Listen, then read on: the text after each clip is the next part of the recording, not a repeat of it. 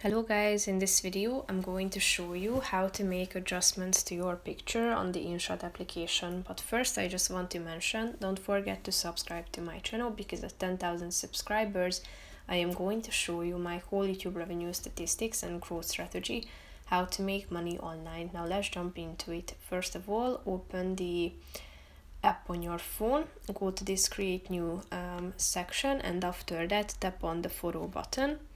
Then select the picture that you want to edit. Then click on the adjust button down below, which is the third option. Tap on adjust, and here you can see the functions that you can use. So you can set lightness and you can adjust it on this slide. Then you can also adjust the contrast, warmth of your picture, tint, saturation, the curves can be set, as well as the hue, saturation and luminance.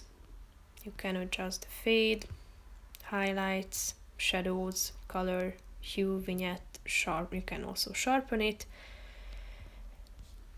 Use the grain function, film grain function, and when you are done, click on the check mark icon on the right side of the screen and then it will be adjusted. So that's pretty much it for this video guys. See you in the next one. Bye bye.